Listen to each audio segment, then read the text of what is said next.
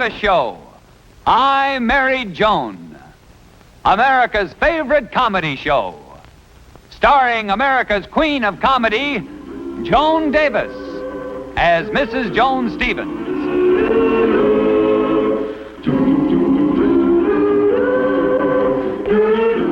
And featuring Jim Backus as Judge Bradley Stevens.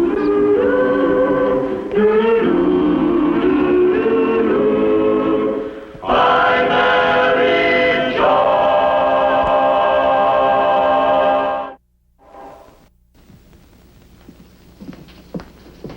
More toast, Brad? No, thank you. I'll get you some more coffee. This will do nicely, thank you. Well, how about... No, thank you. Brad, you haven't said a pleasant word to me all morning. If you'll only... If you don't mind, I would rather not discuss it. Brad, I'm sorry.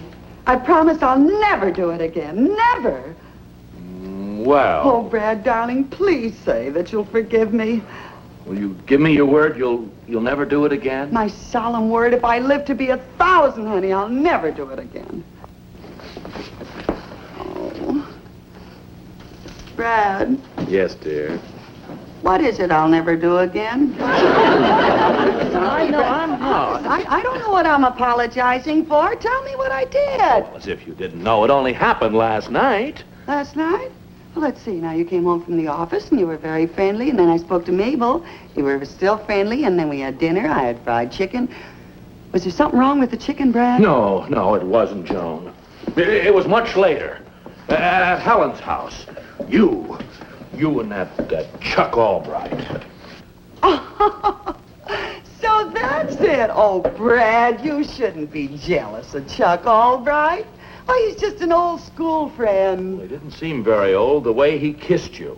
Oh, honey, you're just being silly. Chuck Albright doesn't mean a thing to me. But if you must know, there was another man at the party that I'm really crazy about. Who? You.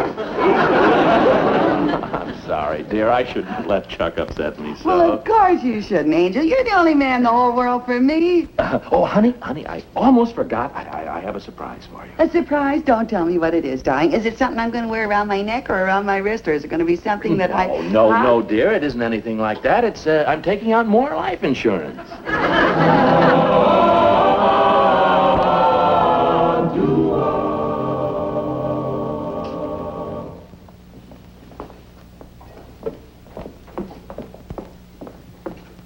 Yes, madam. Can I help you? Yes, I'd like to get a nice gift for my husband. That's a lovely tie you're holding, and only $1.89. Not nearly good enough. I want something much better. My husband is Judge Stevens. Oh, Judge Stevens. The judge comes in here quite often. How about this? $2.40? Not good enough. Something better.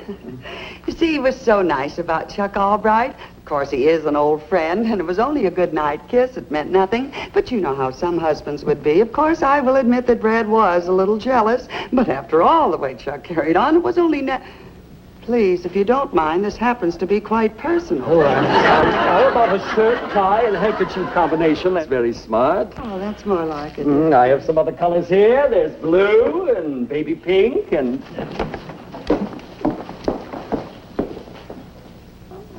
Do you think the judge would like that? I was just admiring this coat. Could you wait on me? I'm in an awful hurry. I'm very sorry. I'm in shirts and ties. There'll be someone here in a moment. Say, I have just the thing. I'll fetch it for you, Mrs. Stevens. Will you pardon me? Oh, I don't know. I hate to buy anything for my wife. It's always wrong. Well, why don't you get your wife to pick out the coat herself? Oh, I couldn't do that. This is a surprise. I'm buying her a present. Oh, I'm getting my husband a present. Oh, I've got the sweetest little wife in the world. Oh, my husband is wonderful, too. You see, I've been working nights, and she never complains. Brad was very understanding about Chuck Albright. Night after night, I've been stuck in that hospital, and never a peep out of him. Oh, you're a doctor. I'm a veterinarian. I have a dog and cat hospital over here on Pine Road. Oh, I love dogs. You do? Yes. Well, say, I've been in this business so long, I can almost tell what kind of a dog a person owns just by looking at him. You can? I really can. Now, take you. Now, I'd say you look like a wire-haired terrier to me. you're not a Shawzer. Something fashionable, I suppose, like a poodle. No, I don't own a dog. You don't own a dog. Oh. Oh, I never thought of that. Here's the sales lady. I need some help. Say, mister, if you would like a woman's suggestion, how about this coat right here, huh? Say, that is nice. That is nice. But I couldn't tell just by looking. You see, my wife is taller. Yeah, well, this is a short dummy. Yeah, well, she's more on your size. Your wife or the dummy? Oh, my wife. Yes, you see, she's sort of she wears these little, like the family across. They're always bringing up this stuff Well, maybe if I tried it on for would you, you? could get a better idea. I'd be happy I to. like that. Huh? Isn't it smart? You like it? Say, that is beautiful. I like Really, that's beautiful. You know something? Huh? I'm going to buy that coat. Well, I think you made a wonderful choice. Really, I do. Randolph Fisher! Genevieve, what are you doing here? So, this is the sick Cocker Spaniel you've been spending your evenings with. I knew I should have gotten a new permit. I'm not. Now, Genevieve. I've been suspicious of you lately, and I finally decided to follow you. Now, look, lady, you don't... I have to wear this old rag, and he buys you an expensive coat like that. Now, honey, I was buying the... Don't insult my intelligence by telling me you were buying it for me. I was. Well, it's true. No! But... You homebreaker! Why, I'm Mrs. Stevens. I'm no... So, you're a married woman. You should be ashamed of yourself. Now, Genevieve, if you just listen Don't to me... you talk to me, you worm. Okay, Mrs. Stevens. I am going to sue you for alienation of affections, stealing my husband, breaking up my home. I am going to let the whole world know exactly the kind of woman you are. Genevieve, sweetheart! Jenny! Oh, dear. The judge will love this. That's what you think. And Chuck Albright just kissed me goodnight. Take it off.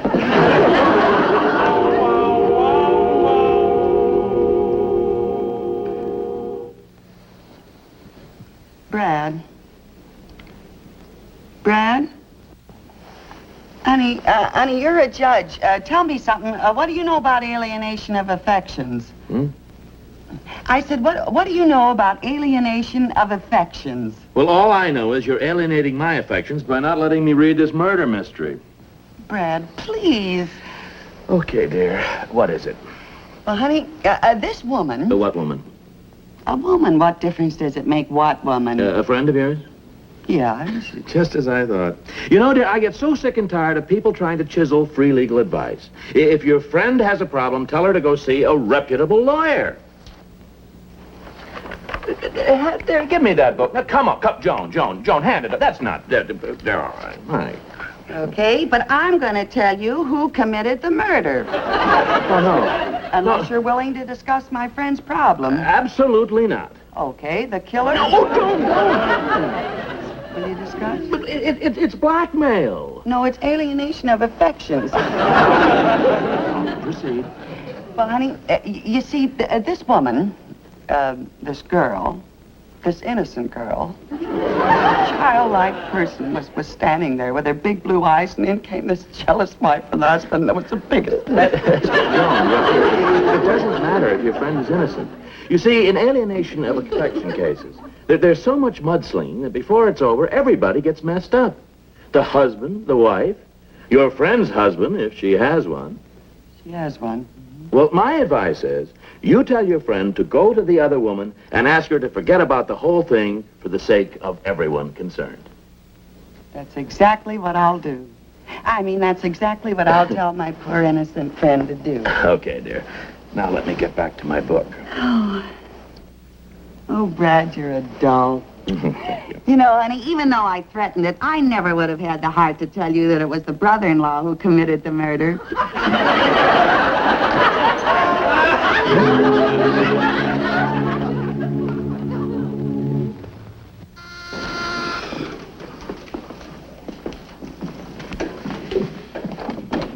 Oh, Hello? lady, what are you doing here? Don't don't I have enough trouble without you coming to my own home? I didn't come to see you. I came to see your wife, the party whose alienations I'm affecting. My wife? Yes, where is she? She's not here. She's out shopping. Oh, well, then I'll simply have to wait for her. It's very important, and I don't want to miss it. Lady, now listen to me. I've just spent the most miserable night of my life. I've got a Pomeranian in Pasadena with a mysterious melody. A sick cow in Van Nuys is so bad, this thing, I should be there right now with the... You should see it.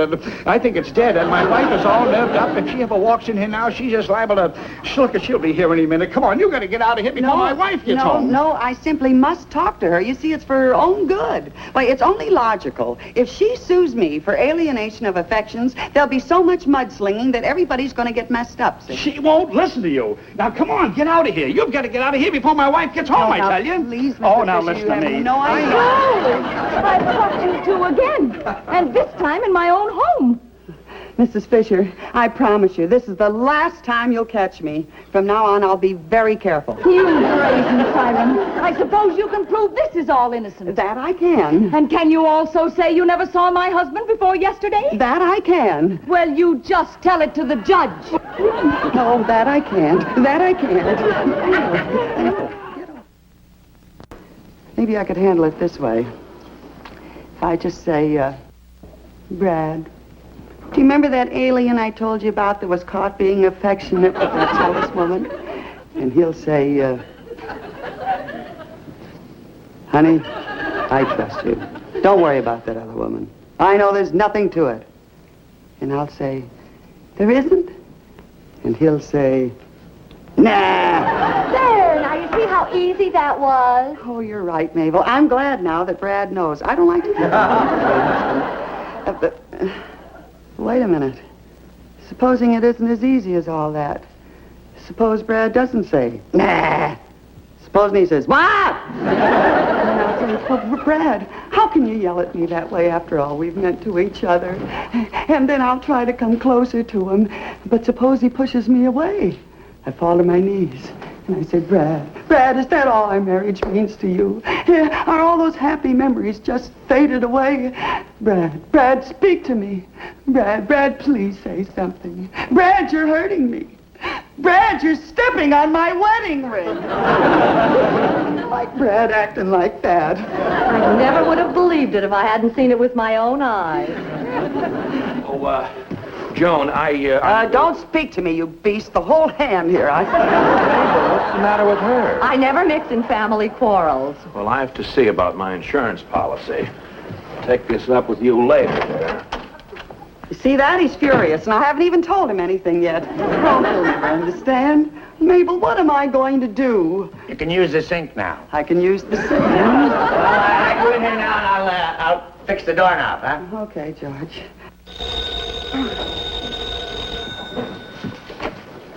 Hello? Oh, hello, Dr. Fisher. You sound excited. What? At 3 o'clock? Well, I don't know. Meanwhile, keep a light burning in the kennel. I think I'm going to lose my happy home. Now, what's going to happen at 3 o'clock? Oh, Mabel, the doctor's wife is going to come over here, and she's going to spill the whole story to Brad. She's going to accuse me of stealing her husband's affections. It's 1 o'clock now. That gives me 2 hours to pack and make a reservation for South America. Joan, this is the best thing that could have happened. Now what we have to do is let Mrs. Fisher see how much in love you and your husband are. Then she'll realize the whole thing is a mistake and that you're not after her husband. Oh, yeah, Mabel, but I'd have to tell Brad that way, and I won't... No, you won't. You can use my husband for your husband. Charlie! Oh, no, I couldn't do that. Why not? That's what friends are for. Charlie won't mind, and he's a pretty good actor. You should have seen the performance he gave when a traffic cop tried to hand him a ticket last week. Well, maybe you got something there, Mabel. And, honey, if you ever need another husband, just holler, and I'll let you borrow Brad. I'll get him over here right away so you can start rehearsing him. Yes, dear. Okay, Mabel, now let's rehearse it. Remember, you're Mrs. Fisher, the doctor's jealous wife. Okay, I've just come in. Whoa! Why, Mrs. Fisher, this is a surprise. I want you to meet the only man I've ever loved, to whom I've been married for 10 years, and the reason why I would never look at another man, my husband, Judge Bradley J. Stevens. How do you do, Judge Stevens? Has your wife told you that I am suing her for alienation of affections? I know the whole story, Mrs. Fisher, and it's inconceivable that my wife could fall in love with any other man when she has me. But, Judge Stevens, I saw saw them together twice. Merely a coincidence, I assure you. Would you like a cigar, dear? Thank you, my pet. And Judge Stevens, doesn't it mean anything to you that your wife and my husband were alone together in my apartment? Madam, my wife is too devoted, adores me far too much for me to place any significance on anything like that. Oh, my goodness. Darling, do you realize it's been 5 minutes since you've kissed me? Sweetheart, please forgive me. I don't know what I could have been thinking of.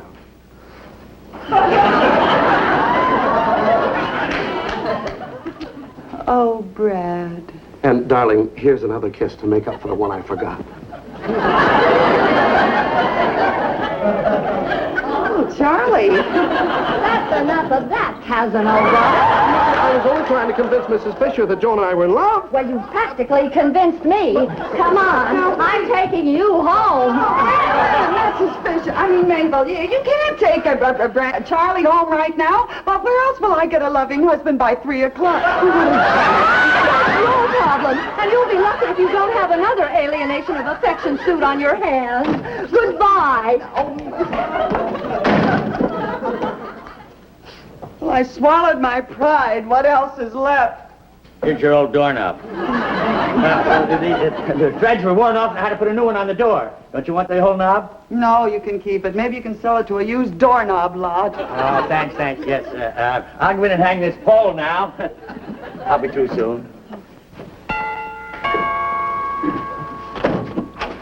Dr. Fisher, you shouldn't come here. I don't want to keep alienating your affections. Now, look, I'm not going to stay. I just came to tell you my wife isn't waiting till 3 o'clock to come here. She's on her way now. No. Yes. Oh, and I haven't got a husband ready. Oh, doctor, am I sick? Have you got something in there for human beings? Believe me, I am not. Mrs. Stevens, that's for a horse. Oh, hello, Joni. Hello. Oh, who's this? Yeah, who is this? Yeah, who am I? This is Dr. Fisher. Oh, Dr. Fisher. How do Yeah, you from do? the insurance company. I was waiting at the office, and here he is at the house. I guess we got the signals mixed, you know. You were waiting for him? Oh, yeah, to examine me for the new policy, you know. Oh, yes, like- of course. Yeah. The doctor was just telling me that you got your appointments mixed, weren't you, Doctor? Yes, of course. Well, Brad, why don't you take the doctor into the bedroom and he can examine you in there? Joni, that's a wonderful idea. Will you follow me, Doctor? Want to warn you, though, I'm healthy and my family, we live forever. Keep him in there as long as you can. Now, Judge Stevens, if you'll just take off your jacket and we'll have a look at your heart. Okay. Ever have any trouble with it? No, we get along fine together. Yeah, very good. Let me see now. Here we are. Well, say. Mm-hmm. All righty. Now let's see how it reacts to a little exercise. Say, raise your legs one at a time like we were running. Oh, running? Yeah. Yes. Well, how's this? That's good. A little faster, please. Very important. Is this better? Just keep it up. Perfect. How long do I have to keep this up? Well, until the coast is clear. How's that? I said until your pulse is clear. Pulse. Get shape. Oh, But, Mabel, you can't leave me in this lurch. Why, that woman is on her way over here. Now, please lend me Charlie again. Please, Mabel. Hold the wire, Mabel. But, if you just... You don't... I'm here to collect for the milk, Miss Stevens, and you had an extra dozen eggs last week. It brings it to an even 7.5. Yeah, well, just a minute, Mr. Owens. That was the milkman, Mabel. Please, Mabel. Listen, believe me, I have no designs on Charlie. If he was the last man on earth, I wouldn't be caught dead with him. No, I didn't mean it that way. I adore Charlie, only I can't stand him, Miss you see. Stevens, the bill. I got other calls to make. Yes, huh? Just a minute, Mabel. Incidentally, Miss Stevens, the company put in a new line of cheeses and a new ice cream. So if you give me an order, I'd appreciate it. Yeah, well, this is a very important call, Mr. Owens. Just a little bit. Mabel, honestly, you've just got to lend me Charlie. If that woman gets here and I can't produce a... I'm done.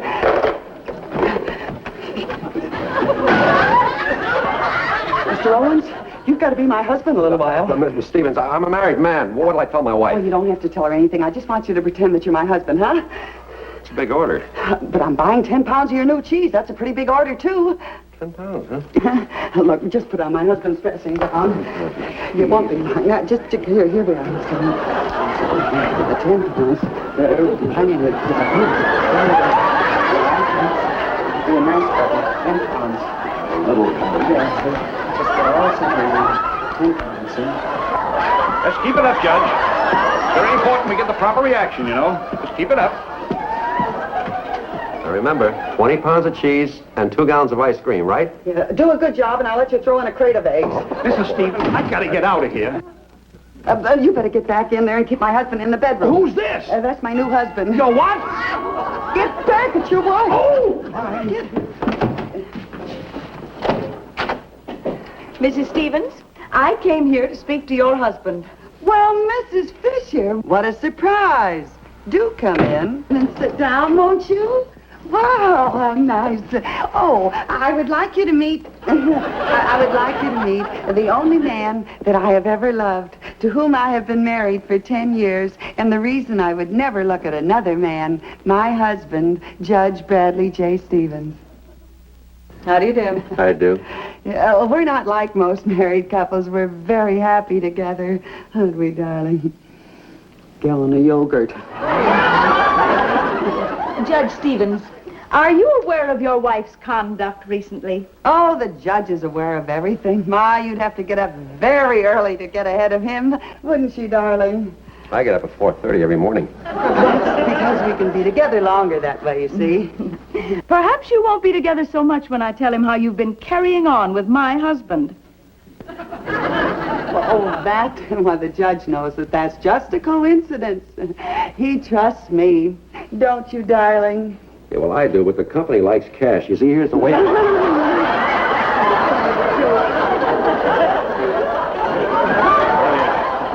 This is enough exercise for a horse. How long do I have to keep this up? Well, just about another mile of 16th, then I'll wrap your legs. So you see, Mrs. Fisher, any woman that's as madly in love with her husband as I am couldn't possibly carry on with another man. Another gallon of cream. Sweet or sour? Half and half. Sweet or sour, half and half. Well, that's a little language of our own. We use it instead of pig Latin. Well, I must say you seem happily married. I'm sorry I jumped to the wrong conclusion. Oh, well, Mrs. Fisher, it's all right as long as there's been no harm done. All's well that ends well, I always say. Goodbye. Bye. Oh, boy, what an order. Can I go now? Yeah, you better go out the back door, will you, please? Get out the back. Judge Stevens, you've got the heart of a bulldog.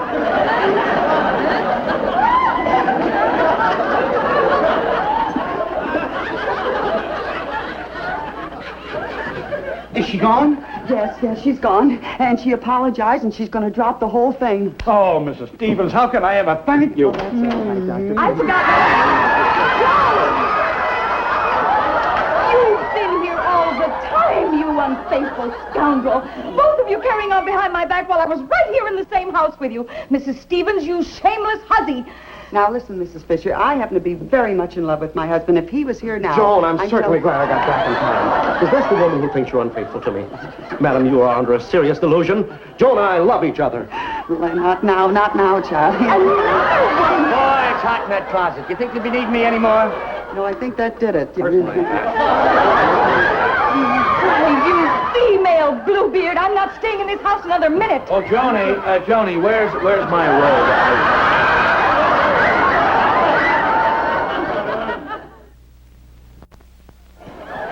Please believe me, Brad. I can explain everything. You see, Mrs. Fisher thought that I was the Cocker Spaniel that the doctor was trying to date, and I wouldn't have had to borrow the milkman if Mabel didn't get jealous when she saw me kissing Charlie like this. No, Jody. What have you got to say about this? Oh, Charlie.